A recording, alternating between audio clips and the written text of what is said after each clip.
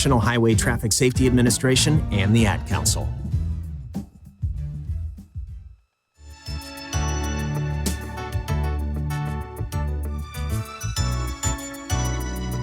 Welcome to Fight for Life, a pro-life radio show discussing the ministry of First Choice Pregnancy Services here in Las Vegas. I'm Deborah, board member and executive director of First Choice Pregnancy Services. And I'm Jessica, logistics specialist at First Choice Pregnancy Services. We are ambassadors for the unborn. Welcome to the show.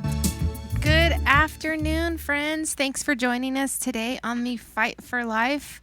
I am Deborah, and with Ken. I'm here.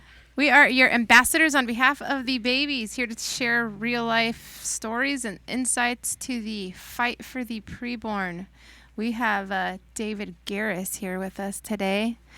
Always a fun guy to have on the show, and he is going to have a lot of resources to offer to you guys. Stats for the past week at First Choice, we did 66 pregnancy tests and 59 ultrasounds. Wow. All of that was provided free of charge due to the generosity of those who support the vital and important work that we do at First Choice. Yay. We have many stories of things that have happened. We're going to get into why Dave is here with us today, because I'll give you guys a little context into why I said, hey, Dave, come on and share with us all the resources you know of. I just very recently had a conversation with a individual here in this city, who is a very intelligent businessman that came in for a tour at First Choice to assist one of our donors in setting up giving in the event he passes away at some point. We're all going to pass away at some point, I guess. So he said to me up front, he said, just so you know, I am a liberal and I am pro-choice. And I said, deal accepted. And so you don't scare me. We had I told him, I said, you know what? I said, that's fine. I said, I pray I am an ambassador that is worthy of representing Jesus, and that I do a good job advocating for the lives of the babies. But at the end of the day, if the things that I show you don't move you as they do your average person, I said, that's going to be between God and you, for God to move your heart. I don't feel the responsibility of changing your heart. So after 2.5 hours, he said to me, let me help you with how you should approach this when you deal with somebody like me. And one of those things, he said, you know, after listening to you and hearing that you grew up on the other side of this, one thing he said to me was, he made a comment about abortionists being targeted. And I said to him, I said, so are you thinking that it's only the pro-abort community that is being targeted? Do you know that pregnancy centers like us are targeted, and that there has been over 100 churches and pro-life centers across this country post-Roe that have been attacked, and nobody has ever been held accountable for the majority of all of those, if all of them? I don't know if one or two has since, but he said, no, I've never heard that on the news. And I said, well, you're probably never going to. And so I told him, I said, you know what? I grew up on the sidewalk in front of an abortion clinic, and I told him the story of how my family got into this movement. And I said, this is not an issue that you can kill your way out of. And so I told him that we didn't advocate for that. And he made a comment, and I said, hold on a minute. I said, are you telling me when somebody talks to you about this issue that you automatically put all pro-lifers in the category of people advocating to kill an abortionist? And he said, yeah. And I was like, mind blow. Wow. And so he told me that he felt it was important for me to let people know that I've seen both sides and that I don't advocate for that, because he said he thinks that will help people listen more to what I have to say. But he said that between showing him the touch of life babies, the reality of what abortion looked like. I showed him some DC-5 babies that he was very leery of looking at. He said, the only reason I'm going to be willing to look at the pictures you're offering me is because of the context of the conversation we're having. And then I pulled out a resource list that we hand out to all of our patients, and I started talking to him about the many resources that are available. Living Grace Homes, Sanctuary of Hope down in Texas, that will put women through raising their children through their entire 18 years, provide them private education, put the mom through college, whatever. And he was floored to see the resources we have available, because he had the idea that pro-lifers are just about saving the baby and they don't care about it, what happens after that. So by the end of it, he said, by all of the conversation and the things he'd seen and learned, he had a really hard time continuing to support abortion. And that night, 10:30 that night, he sent myself and the guy that were in this meeting a really nice email. And he said, thank you for taking a chance and inviting me into your center, knowing, I guess him having an understanding that the guy who invited him knew kind of where he stood. He said that it was one of the most eye-opening experiences he'd had in a long time, and he said that he'd had a very cavalier attitude towards abortion. But due to us taking the time to educate and inform him, he came away a lot more educated on it with a different perspective. So I know that even at First Choice, we're always looking for resources to connect people with. And it's really hard to know what's in the city because there's not a lot of good community networking that is done.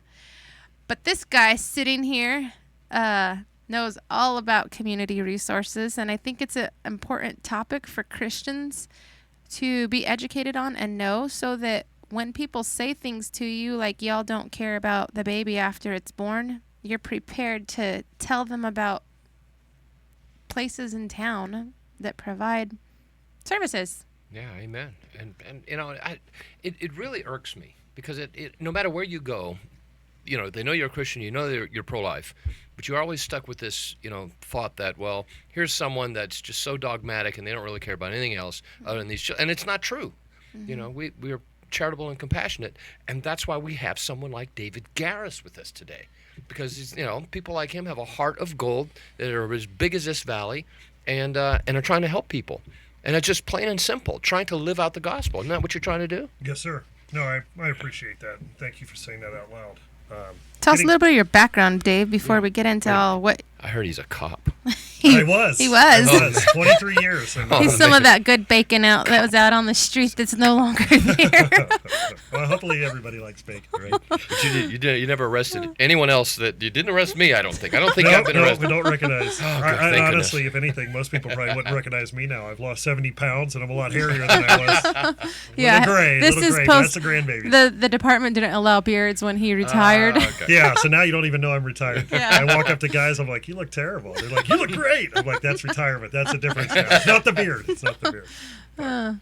Yeah, so I just to give you a quick rundown. So again, I retired from the Metropolitan Police Department here in town. I had been with them for just under 23 years. Prior to my retirement, in 2016, I was a co-founder with partners between the Regional Justice Courts and, again, Metropolitan Police Department. And what we did was we were able to establish a grant with the help of Judge Beta Yeager at the time. And what she did was she made us aware of a program called the Court of Innovations. And what that did was it allowed for funding to redevelop the court system, the way that we look at the courts. And instead of just trying to arrest our way out of things, which we've clearly shown that that's not possible, what we were able to do was turn around and start funneling our citations of crimes that are based more on quality of life, which would be, to break that down for you, would be homelessness, mental illness, things that would be of a need, such as petty larceny, going and stealing something or food, or and unfortunately even alcohol at that point, because you become reliant on something that you believe you're self-medicating. Mm-hmm. So it was, how do we change that? How do we clean the strip up? And of course, especially when I moved here, there was only 290,000 people. Wow. So it was very small, and now we're at, I think 3.2 million. So how fast is it? How fast, and to go to your point, how fast have we forgotten those folks? How fast we've overlooked them? And it's very evident when you walk down the strip. You know, you see it. And, you know, of course, I don't like to use the pun, but it's like feeding pigeons or feeding cats. You know, they're going to stay where the food is at. So in that sense, it made it a lot easier for our program to be able to find people to integrate for the help that they needed. So what's that help look like? Well, we'd go out as officers. Of course, there is an enforcement aspect of these things. So we'd go out and we'd typically citations. Some situations would call for an arrest. But instead of just going to the Clark County Detention Center and just hoping that they stay there long enough that my shift ends and I can go home, the idea was, why don't we figure out how do we bring them in here and introduce them, or first figure out what is the situations that they need to help change their lives, or at least give them a step up or a helping hand. Because, you know, you can walk around all day long and give somebody $1 or 20 or whatever, a drink or even a beer for that matter, but what have you really done? You've satisfied their lust or urge for something, but it's temporary, absolutely. So through the program, it allowed us to not only to bring in our clients, whether it be through outreach, referral, or walk-in, but also to be able to bring the folks in and find out what are their needs, and then be able to put them into resource programs, a lot of rehabilitation programs. Sometimes it's just as easy as giving somebody back an identification. You know, if you're on the street, and I could tell you there's several situations, just one briefly. So a gentleman came out from Chicago. He had a criminal record, and prior to leaving, he redeveloped himself. He got into computers. He was doing computer networking, and he had gone down and he paid the price for state of Illinois, to get his criminal record sealed. So you could tell he's truly making a difference, trying to better his life. He got an offer to come out here with one of our casinos and work as an IT tech. So he's very excited about that. Moved and took the risk, stepped out of his box and moved to Vegas. Well, he got here, and when he went for the test, or went for this interview, they turned around and said, "I'm sorry, we can't hire you." And he's like, "What did I do?" You know? And they said, "You have a criminal record." Well, it turns out that the paperwork never properly got taken care of. So now he's trapped. So now he's here, and then his next thing was, okay, what am I going to do? So he started ultimately working as a IT tech on his computer, but what he would do is he was kind of finding work online. And then during the day, he would sit on the strip and panhandle. So you see, that's where he became attention to the officers. So at one point in time, 6, 7, 8 citations later, I had actually had the opportunity to meet him, and I said, what is it that's going on with you? You know, like, what's your situation? And remember, we've forgotten a long time ago when to ask questions. You know, listen and ask questions, right? 2 to 1. So I let him talk, and he said, well, I got here. He told me about his disappointment when he got here, but then he went on to say that while he was going through this struggle, he had lost his identification. Well, he doesn't have anybody else. And it's very easy to say, oh, I'll just walk up to a policeman, or maybe I'll call my mom, or my brother will pick me up. He doesn't have any of those things. So he loses his identification. Well, now you're not applying for anything. And imagine, where are you going to get a hotel? You can't even get a hotel without an ID. So now he's trapped on the strip. And next thing you know, 7, 8, and who knows how many citations later, he's like, what do you want from me? Like, now I come out here, and now I'm truly getting harassed because I got nothing. And I said, come here, take a look at our program. And what we were able to do was, of course, we weren't able to just go and seal his record from Illinois. States are states, we recognize that. So how do you work out something else? So what we did was we were able to, one, identify him properly because of our connections with the regional justice courts, not just the officers, but to be able to say that they, in fact, identified him. We were able to get him a Nevada identification. Now, does that solve everything? Of course not. We also, now he still has a hiccup of, I don't have any money. Like, I can't pay for this Illinois to seal my record to even do this. So what's the next phase? Well, we were able to get him job training and job placement as a forklift operator. It may not have necessarily been what he wanted, but he did tell me later on he had a great time doing it. So he did that for a little over 9 months. At that point in time, he was able to not only establish housing, but he was able to accumulate the money necessary to seal his record. He no longer drives forklifts. He's back to working on computers. Wow, that's awesome. So, and that's a situation where it's not even addiction based. It's not even mental health based. It's not even. It was just a guy that's broken. Just lost his ID. Right. So for some of our women, because we've used you guys to refer ladies to you for help with housing and whatever. Several. Tell us what that looks like for, you understand backgrounds of women that come into First Choice. what kind of resources do you have for the woman who comes to First Choice? We just had a lady who brought back her baby. She walked into First Choice for an abortion at 6 months, and it was on one of those abortion tourism where they'd paid for her abortion. And we ended up showing her baby, and it was a little girl. And so they gave her all sorts of resources that she didn't know existed in her homeless condition that she was in. And she came back in like a month ago with a baby in a carrier and a thank you card. And I'm like, it's like one of those lepers, the few that ever return. She said, I just want to come in here and thank you guys. Like, my daughter and I are so grateful for you guys. Like, her life was completely changed due to resources that her baby almost lost her life. So for women like that, what's the process look like? What kind of services do you guys offer to those women? What's available? So let's go all the way to the point of emergency.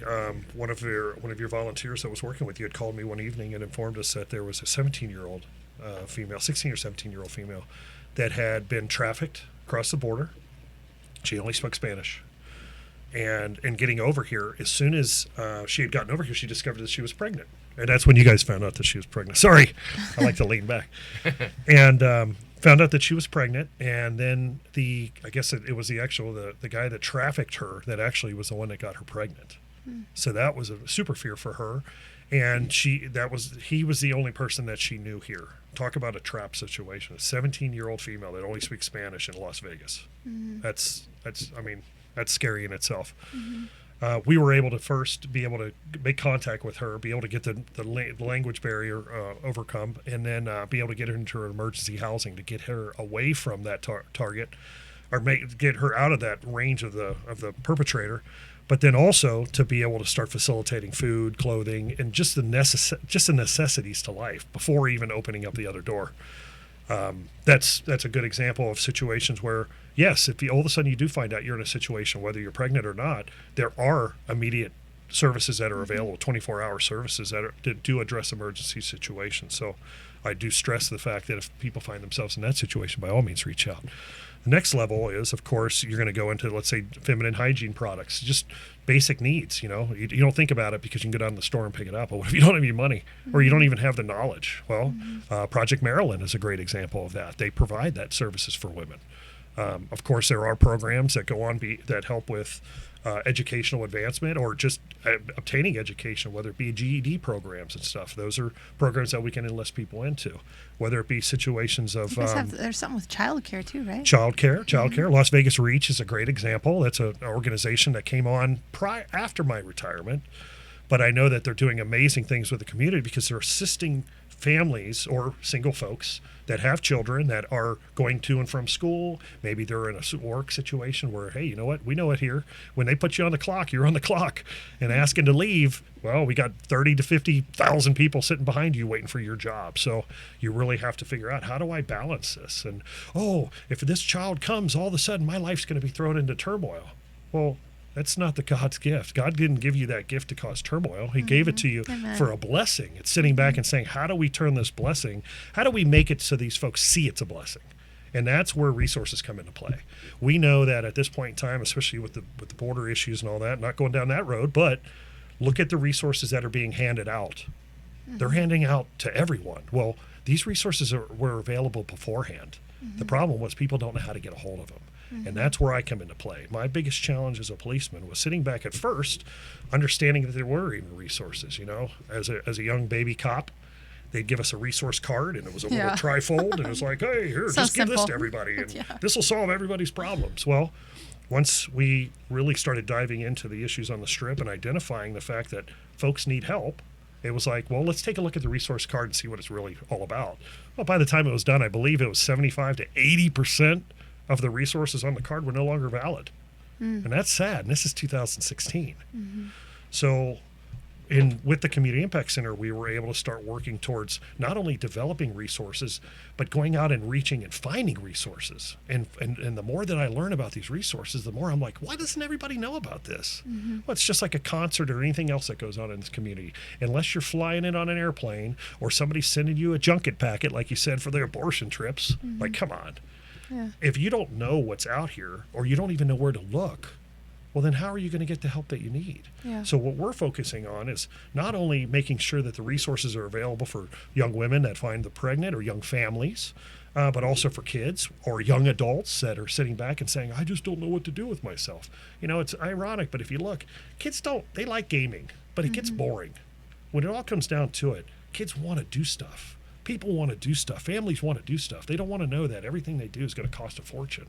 They want to go back to just the basics, like, food, shelter, clothing, everything that we always sit back and focus on. Right. And so, David, maybe you're listening right now and you're saying, you know what, I'm one of those people. I could really, I would love to avail myself of some of the resources that are here. So, someone's listening. How do they find out about your programs that are available to them? Great question. So, of course, on my side, I'm gonna have to tell you, you can always go to my website, which is Holdfast NV, just like Nevada. So Holdfast, one word, Nevada, NV.org. And you can go through our page and make contact with, we have First Choice on there, Las Vegas Reach is on there, and the Community Impact Center's on there. That provides the address and does provide different links to be able to get immediate contact with them. You're more than welcome to reach out to me.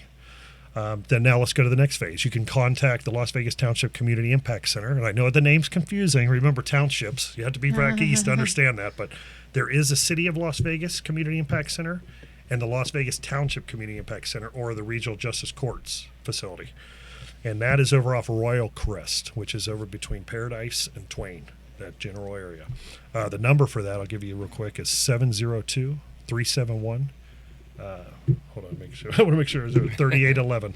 3811. I'm going to give you the address too. That's what I was looking for, just so I have it offhand. It's 3740 Royal Crest Street, and that's 89119. Yeah, I took a tour of, Dave had me come down there with my mom and a few of us, and we took a tour there about a year ago.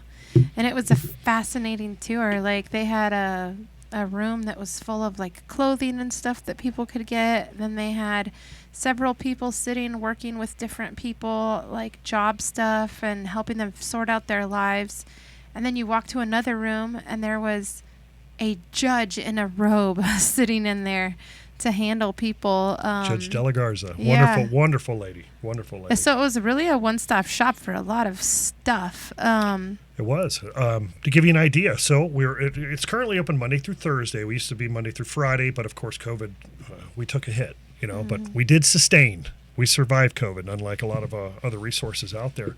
But on Tuesdays, you can always call in Monday through Thursday. You can set up an appointment, come in and talk to our trained professionals that'll be able to kind of help you not only identify what the issues are, but then different directions and means to correct those. If it's legal issues and such, if it's something that can be handled there on a local level, then by all means, come in and let's talk. If not, then they'll by all means be able to refer you up to the regional justice courts themselves. On site, we do have folks that are there to help fill out welfare, SNAP, all those different services that are county or state-based, or even some of the federal-based programs. We can either put you in contact with people, reps on site, or be able to give you referral information to follow up with that. Yeah. It's a really well put together organization. Yeah, sorry. I mean, there's so much. It's always, Yeah. it always comes This is in. wonderful. Listen, maybe you're running into folks that you want to help and you don't know how to do that. You know you're supposed to help and you don't know how. This is where holdfastnv.org comes into play. So write this number down. If you can't remember anything else, the number again is 702-371-3811. And talk to David. Sorry, 671. Hold it. Let's That was my redo fault. that again. 671. Six- 671-3811. 671-3811. Yes. 671-3811. And again, you can find that on the website, or you can always reach out to me personally. My number is 702-400-3259. And I've been a policeman for a long time, so He's safe. my phone's always there. I know that, and I do take text. And the difference between knowing resources available and not can be life and death for people. So take the time to educate yourself on what is available. You can be a huge blessing and benefit, whether it's to that baby whose life depends on its mother finding resources, or it's that family that's struggling right now, crushed under the economic situation here in Las Vegas, just struggling to make ends meet. So you could be the key and the blessing to helping somebody just by knowing this information. Amen. Holdfastnv.org. And you can hit it on your phone. You can log in. You have an app that'll allow them to contact you directly. Absolutely. And if it's not for yourself, maybe it's for someone that you might need. But this is the answer that we can give to those who are in need immediately. And everything from food, clothing, housing assistance, medical. I mean, this is it. So, David, I want to thank you, man. I want to thank you for having a heart to spearhead this up, making a difference. This is what you call a great cop. That's right. We need more like them. You know what? The biggest thing is I just want to know that people are talking. Yeah. Amen. Thank you all for joining us today. That half hour went really fast. We will see you all next week. God bless you. God bless you.